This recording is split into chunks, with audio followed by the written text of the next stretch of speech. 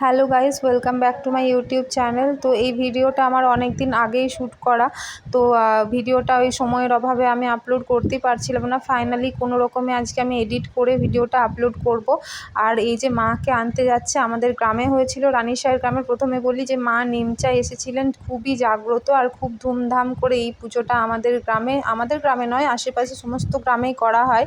তো এই যে সবাই মাকে আনতে যাচ্ছে, আর আমরা তো সকাল সকাল দেখলাম সেটা। আর ওইটুকু টাইমের মধ্যে তাড়াতাড়ি সমস্ত কাজ সেরে রেডি হয়ে নিতে হয়, নতুন জামা কাপড় সবাই পরে ঘট হাতে দোরগড়ায় ঘট হাতে নিয়ে দাঁড়িয়ে থাকে। মা পেরিয়ে যান এবং ঘটটা তখনই আমরা এনে আবার তুলসী গাছের কাছে রেখে দিই। তো এই যে হচ্ছে আমাদের ঘর, আর এই ঘরটাই মা পেরিয়ে যাওয়ার পরে মাকে প্রণাম করে সোজা এটা তুলসী তলায় গিয়ে রাখবো। আর তারপরে এই যে দেখো আমরা সবাই দাঁড়িয়ে আছি, ধূপ আর আশেপাশে যত বাড়ি আছে সব বউরাই নতুন শাড়ি পরে দাঁড়িয়ে থাকে ঘট হাতে। এইবার দেখো মা পেরিয়ে যাবেন, মানে মাকে নিয়ে যাচ্ছেন মন্দিরে। তো কত তাড়াতাড়ির মধ্যে চলে যায়, কারণ বেশিক্ষণ মাকে ওই গরমে রোদে মা থাকবেন না, সেই জন্যই খুব তাড়াতাড়ি হাওয়া করে করে ওখান থেকে নিয়ে চলে যায়। আর মা এখনও আসেননি। তো দেখো মা আসছেন, আর তোমাদের সাথে আমি পুরো ভিডিওটাতে শেয়ার করব যে কী কী হয়েছে অ্যাকচুয়ালি, আর কত রকমের আয়োজন করে এই পুজোটা করা হয়, আর কত ধুমধাম করে সেলিব্রেট করে সব গ্রামের লোকেরা। তো সেটাই দেখো, আর সবার বাড়িতেই অতিথি আসে এই পুজোটার জন্য স্পেশালি। তো আমাদের বাড়িতেও তো আমার দিদি, আমার মামা বাড়ির সবাই, তারপরে ননদ, নন্দাই, তাদের মেয়ে, আর মা সবারই আসার কথা ছিল, কিন্তু সবাই কোনো না কোনো কারণে এবারে আসতে পারেনি। শুধুমাত্র আমার মা আসবে, এখনও পর্যন্ত মা আসেনি, এবার আসবে। আর মা চলে এসেছেন, মানে মায়ের পুজোটা হবে তো পরের দিন হবে। আজকে মা এলেন আর পুজোটা হবে পরের দিন। তো পরের দিন সকাল সকাল মা আসবে, মাও পুজো দেবে আমার সাথে গিয়ে। আর ওই যে দেখো কত লোকজন মিলে অনেক ঢোল বাজনা করে তারপরে মাকে নিয়ে আসছে।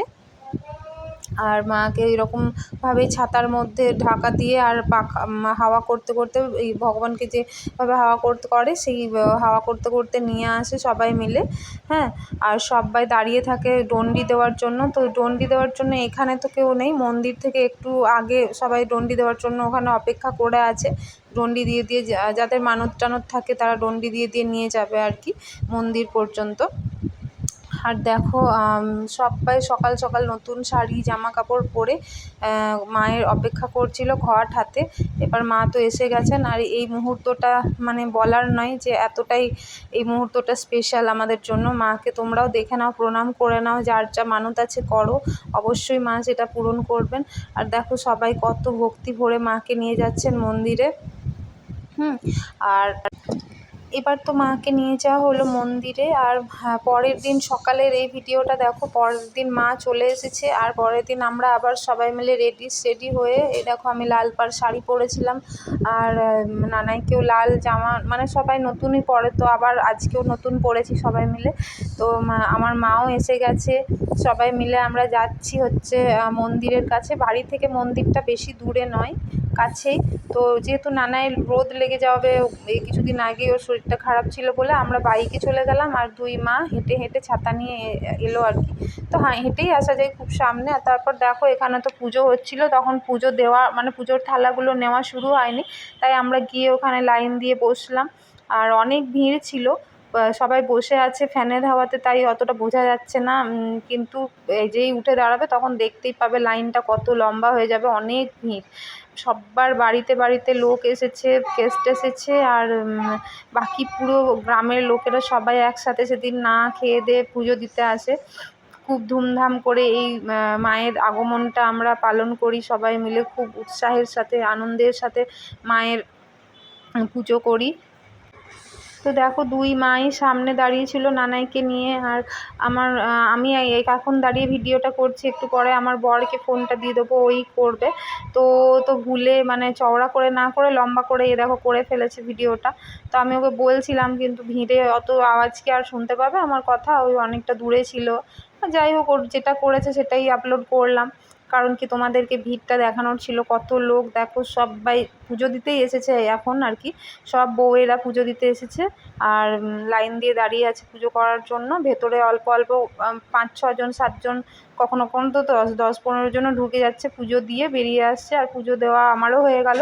তো আমি বেরিয়ে এসে এই যে তোমাদেরকে একটু মন্দিরটা দেখিয়ে দিচ্ছি। দেখো মন্দিরটা কীভাবে ফুল দিয়ে সাজানো হয়েছে, আর পুরো মন্দিরের মধ্যেই প্যান্ডেল তো মন্দিরটা এমনি শেড ছিল, আর আশেপাশে যেটুকু ফাঁকা ছিল সেখানটা প্যান্ডেল করা ছিল। আর ভালোভাবে ফ্যান ট্যান সমস্ত কিছু লাগিয়ে দিয়েছিল, যাতে যারা পুজো করতে আসবে তাদের কোনো রকম অসুবিধা না হয়।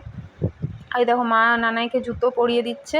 আমরা এবারে যাব বাড়ির দিকে, কারণ বাড়িতেও রান্না বান্না সমস্ত কিছুই, রান্না অলমোস্ট আমি করেই এসেছিলাম, 1-2টো বাকি ছিল, তো সেটা গিয়ে পরে বললাম যে অল্প বাকি আছে, এসে পরে করলেও হবে। আর তার কারণ একটু তাড়াহুড়ো করেছি আজকে, তার কারণ হচ্ছে আমার বর আবার আজকে ডিউটি যাবে এখান থেকে গিয়েই 2টোর সময়। তো তারপর আমার বর বললো চলো পুজো যখন হয়ে গেছে একটু একটু করে সবাই আইসক্রিম খায়, বলো কে কী আইসক্রিম খাবে। তো এখানে যে যার কাছে আইসক্রিম নিচ্ছি সেটা আমাদের চেনা জানা আর কি, আমাদেরই আত্মীয় হয়, জামাইবাবু হচ্ছে সম্পর্কে। তো উনি তো বলছেন আইসক্রিম নাও, কোনটা কে খাবে খাও, আমি তো তোমাদের কাছে একদম টাকা নেবো না বলছিল। অনেক জোর জার করার পরে দেওয়া হয়েছে, কিন্তু কিছুতেই টাকা নিতে চায়নি।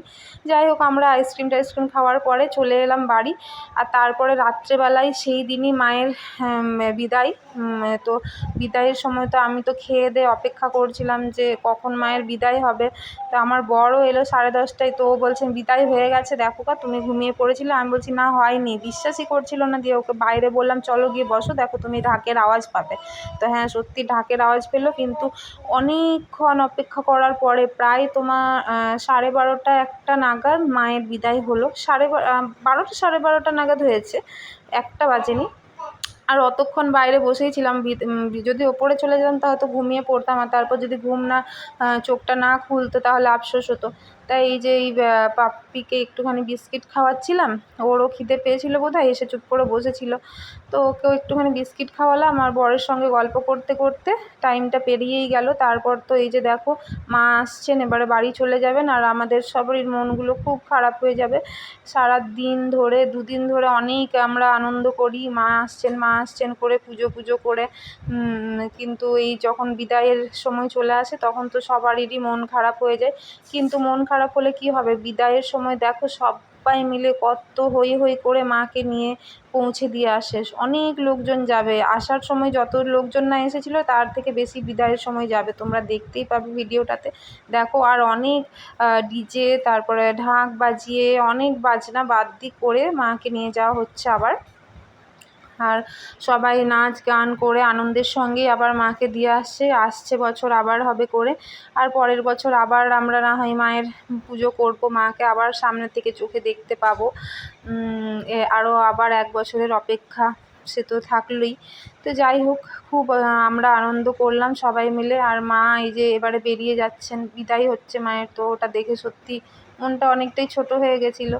তাও প্রণাম করে নাও তোমরা, এই দেখো মা সামনে দিয়ে তোমাদেরও যাচ্ছেন, আর মায়ের কাছে যা চাওয়ার চেয়ে নাও তোমরাও। আর আমাদের গ্রামে যখন পুজো হবে তোমরাও এসো, তোমরাও পুজো দাও আর আনন্দ করো আমাদের সঙ্গে। দেখো সবাই যাচ্ছে, ছেলে মেয়ে ছোট বড় যত সবাই সেজেগুজে আবার হই হই করে মাকে রেখে আসবেন গিয়ে, মানে মায়ের মন্দির অ্যাকচুয়ালি মায়ের যেখানে স্থান সেখানে রেখে আসবে।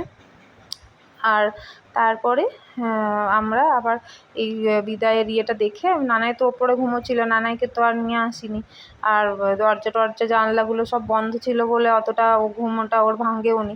মাকে উঠিয়ে আনলাম, মাকে বললাম চলো মায়ের বিদায়ের সময় হয়ে গেছে, তো তুমিও দেখবে চলো করে। মাও ঘুম থেকে উঠে এলো বাইরে আর কি। আর আমার বর আমি মা 3জনে মিলে দেখছিলাম বসে বসে। আর দেখার তো ভিডিও তো শেষই হচ্ছে না, মনে হচ্ছে যে মানে ভাবছিলাম যে ভিডিওটা অনেক বড় হয়ে যাচ্ছে আর দেবো না, কিন্তু এই যে এইগুলো না আমার বাদ দিতে ইচ্ছে করছিল না, যে এত লোক যাচ্ছে, তোমরাও দেখো সবাই নাচ টাচ করতে করতে যাচ্ছে, আমার তো খুব ভালো লাগছিল দেখে। তো সেই জন্য তোমাদের সাথে পুরো ভিডিওটা শেয়ার করতে গিয়েই পুরোটাই দিয়ে ফেলেছি দেখো। তো পরের দিন তো ওই কালী পুজো উপলক্ষেই মন্দিরের সামনেই মেলা বসে ছোট্ট করে, তো সেখানে আমরা গিয়েছিলাম সন্ধেবেলা। আর ওখানে মেলাতে ঘোরাফেরা করলাম, আনন্দ করলাম। আর মা বিদায়ের পরে এই মেলাতে আসার পরে একটু মনটা তাও ভালো হয়ে যায়। তো এখানে আমি নিজের জন্য চুড়ি কিনছিলাম আর কি। তো এই যে বিক্রি করছিল চুড়ি, সে তো আমাকে চিনতে পেরেছে, বলছে আমি রানীগঞ্জেই থাকি, দোকান আছে, তোমাকে আমি দেখেছি, তোমার এখানে বিয়ে হয়েছে তাই না, আমাকে বলছিল। বললাম হ্যাঁ আমার তো এখানেই বিয়ে হয়েছে। আর এই যে দেখো আমার ননদের মেয়ের জন্য নিয়েছি পেনের মতোটা, আর ননদের জন্য ক্লিপ, আর টুকটাক আরও অনেক কিছুই নিয়েছিলাম, এখন সবটা দেখাতে পারলাম না। আর তারপরে এই যে খাওয়া দাওয়া করলাম আমরা, এসে পরে আমি তো চাউমিন খাবোই জানোই সেটা, আর আমার বর তো এগরোল খাই, তো এগরোলই খেলো, মাও এগরোল খেলো। আর আমরা এগুলো খাওয়ার পরে আমরা বললাম যে চলো একটু বাড়ির জন্য কিছু নিয়ে নিই। আর এই যে বাড়ির জন্য এগুলো নিয়েছিলাম, আর প্লাস একটু বললাম মিষ্টি জিনিস কিছু নিয়ে নিই। নানাইকে এই গাড়িটা কিনে দেওয়া হয়েছিল, তো ও তো গাড়িটা হাতে নিয়ে চুপ করে বসেছিল, দুষ্টুমি করেনি, চেয়ারে বসেছিল। আর বাড়ির জন্য এখান থেকে মিষ্টি নেওয়ার পরে আমরা বললাম যে চলো একটুখানি তাহলে ঠান্ডা, এখানে কোল্ড ড্রিঙ্কস ছিল পাশেই, আর ওইগুলো আমি আর আমার বর নিলাম। নেওয়ার পরে বললাম যে চলো এটা খেতে খেতেই বাড়ির দিকে যাওয়া যাক। মা বললো আমি খাবো না, তোমরা খাও, আমার ভালো লাগে না এটা। তো ওই জন্য মা নানাইকে ধরেছিল, নানাইও এগুলো খেতে পারবে না, সেই জন্য আমরা দুজনের জন্য দুটো নিয়ে বাড়ির দিকে চলে গেলাম। তো thank you for watching, bye bye guys, subscribe করে দিও প্লিজ।